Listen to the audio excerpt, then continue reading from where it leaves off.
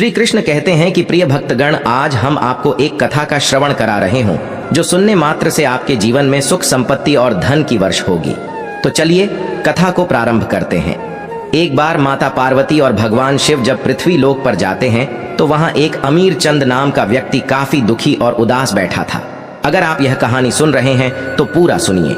इस कथा को आधा अधूरा छोड़कर जाने की गलती मत करिएगा, क्योंकि इस पवित्र कथा को पूरा सुनने मन चाहा फल की प्राप्ति होगी। इसलिए इस कथा को पूरा सुने। आप शिव भक्त हैं तो भोलेनाथ का अनादर ना करें। तब माता पार्वती भगवान शंकर से प्रश्न करती है कि वह व्यक्ति उदास होकर क्यों बैठा है। तब भगवान शिव माता पार्वती से कहते हैं, हे प्रिय, मानव अपने जीवन काल में यह प्रमुख 7 बातें जो किसी को नहीं बतानी चाहिए वह सभी को बता देते हैं, जिस कारण वैसे मानव को कठिनाइयों का सामना करना पड़ता है। तब माता पार्वती पूछती हैं, वह कौन सी 7 बातें हैं, कृपया मुझे बताएं। तब भगवान शिव कहते हैं, हे प्रिय, इसे ध्यान से सुनना, मैं आपको अमीर चंद के जीवन के बारे में बताने जा रहा हूँ। फिर भगवान शिव कहते हैं, मानव अक्सर कहाँ करता है, धीरे बोलो, कोई सुन न ले।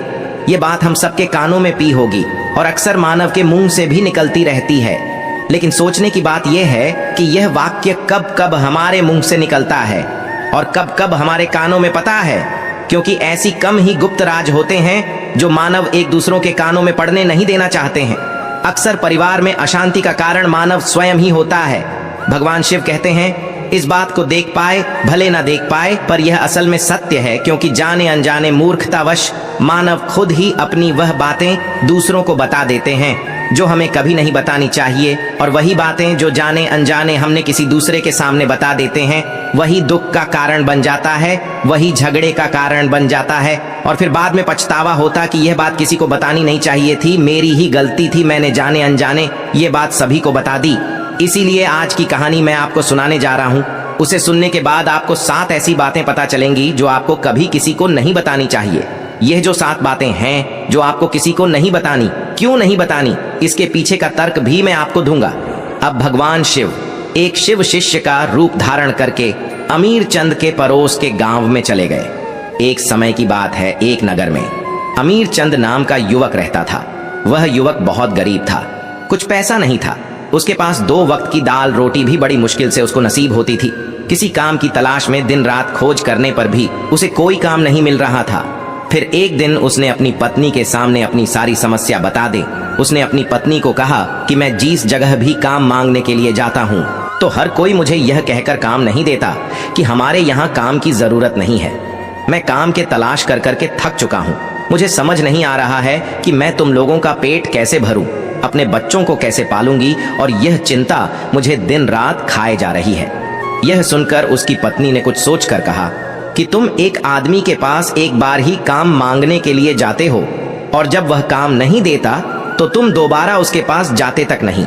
अगर तुम्हें उनसे काम लेना है तो तुम्हें हमदर्दी जताने होंगे, तुम्हें उनसे हमदर्दी हासिल करनी होगी, अपनी गरीबी दिखानी होगी, ताकि वह लोग तुम्हारी मजबूरी समझकर तुम्हें काम पर रख लें। इसीलिए शर्म मत करो, उन्हें अपनी मजबूरी बताओ, अपनी गरीबी बताओ, और इसी उपाय से तुम काम पा सकते हैं। यह बात अमीर चंद के मस्तिष्क में बैठ गई और अगले दिन काम मांगने के लिए वह उसी सेठ के पास जा पहुंचा जहां पर वह पिछले दिन काम मांगने के लिए गया था।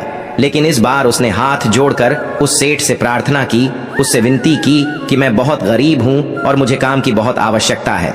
आप जो कुछ भी काम देंगे उसमें मैं संतुष्ट हो जाऊंगा, पर कृपा करके मुझे अपने यहाँ काम पर रख लें। उसकी यह हालत देखकर उस सेठ ने उसे अपने यहाँ काम पर रख लिया। वह रोज वहां पर काम पर जाने लगा। अंदर ही अंदर वो खुश तो था कि उसे काम तो मिला, लेकिन उसका वेतन दूसरे लोगों से कम मिलता था।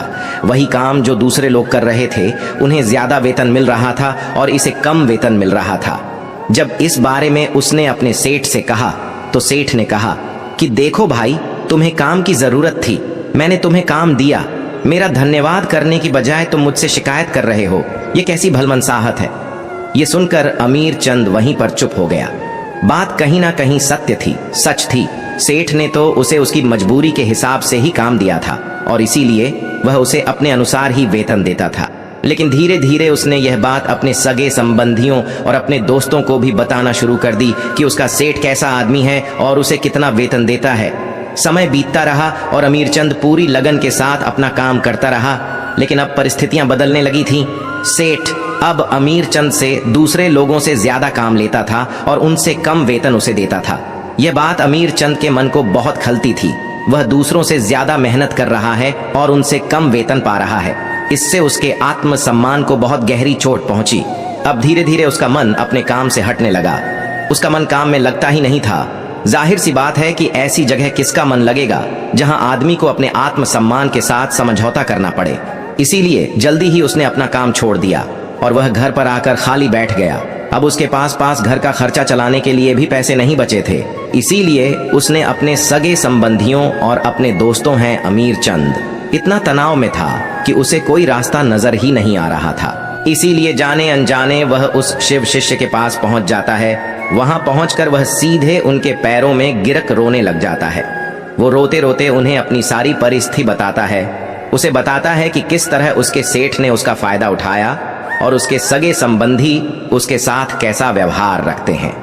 सारी बातें सुनकर शिव शिष्य ने उसे चुप कराते हुए कहा कि बंदे, ये सारी समस्याएं तुम्हारी बुद्धिहीनता, तुम्हारा मूर्खता के कारण उत्पन्न हुई है। अगर तुम्हारे अंदर विवेक होता तो इनमें से एक भी समस्या तुम्हारे चित्त को दुखी नहीं कर सकती थी। लेकिन तुमने अपने अविवेक के कारण, अपनी मूर्खता के कारण खुद ही अपने रास्ते में कांटे बिछा दिए। आज मैं तुम्हें 7 बातें बता रहा हूं, जो भूल कर भी किसी को मत बताना और इन बातों का अनुसरण करना तो बाहर से मिलने वाले दुखों को दूर कर ही सकते हो जो बेवजह दुनिया की वजह से तुम्हारे अंदर पनपते हैं। पहली बात जो किसी को नहीं बतानी चाहिए वह है अपनी मजबूरी। अपनी मजबूरी का दिखावा करके दूसरों का दया पात्र बन के उनकी सहायता लेने की गलती कभी मत करना। हो सकता है कि आज वो तुम्हारी मजबूरी देखकर तुम्हारी सहायता करते, लेकिन कल वह तुम्हारा फायदा उठाने से भी नहीं चूके, और अगर फायदा भी नहीं उठाया तो दूसरों के सामने तुम्हारा मजाक बनाने में वह आदमी कभी नहीं चूके। इसीलिए कभी भी अपनी मजबूरी का दिखावा मत करो। अगर घर में 2 रोटी है, सूखी रोटी है, तो वही खाकर सो जाओ, लेकिन दूसरों को इसके बारे में भनक तक नहीं लगनी चाहिए। जरा आप खुद सोचो, मजबूरी बताने का क्या प्रयोजन होता है? एक इंसान का या तो दूसरों से सहानुभूति हासिल करना चाहता है या उनसे कोई आर्थिक मदद चाहता है। लेकिन अगर दोनों ही परिस्थितियां आप देखें तो दूसरा आदमी आपका फायदा उठाने से नहीं चुके, और अगर वह फायदा नहीं भी उठाएगा तो अपनी नजर में तो वह आपको मूर्ख ही समझेगा, बेवकूफ समझेगा, और दूसरों के सामने आपका मजाक तो जरूर बनाएगा। इसीलिए अपनी मजबूरी के बारे में कभी किसी को मत बताना। दूसरी बात जो किसी को भी नहीं बतानी चाहिए वह है अपनी अतीत की गलतियां और भविष्य की रणनीतियां। जरा सोचो कि अगर हम अपने अतीत की गलतियां किसी दूसरे को बताते हैं तो उसका क्या प्रभाव होगा। वो गलतियां ठीक तो नहीं की जा सकती, जाहिर है, तो उन्हें बताने का क्या प्रयोजन रह जाता है। आप अपने अंधेरे पक्ष को खुद दुनिया के सामने बता रहे हो, खुद अपनी गलतियां दूसरों के सामने बता रहे हो। इससे उस आदमी की नजर में आपका एक चरित्र घटित हो जाएगा और वह भविष्य में हमेशा आपको उसी नजरिए से देखेगा। इसीलिए किसी भी आदमी की नजर में अपना चरित्र गठित मत होने दो। और जरा सोचो कि आप व्यर्थ में ही अपनी भविष्य की रणनीतियां दूसरों के सामने बता रहे हो। जो लोग आपके काम का हिस्सा ही नहीं है उनके सामने अपनी भविष्य की रणनीतियां, अपने डींगे हाँकने का क्या फायदा? उन लोग आपकी सहायता तो नहीं करेंगे, लेकिन आपकी भविष्य की रणनीतियां में बाधा जरूर बन सकते हैं। आप खुद अपने विवेक का इस्तेमाल करिए और सोचिए कि आपके साथ भी ऐसा हुआ है कि आपने अपने भविष्य की रणनीति किसी को बताई हो और वह कामयाब ही ना हुई हो। जरूर हुआ होगा, जरा गौर से सोचिए। तीसरी बात जो किसी को नहीं बतानी चाहिए वह है अपनी घर की बात है।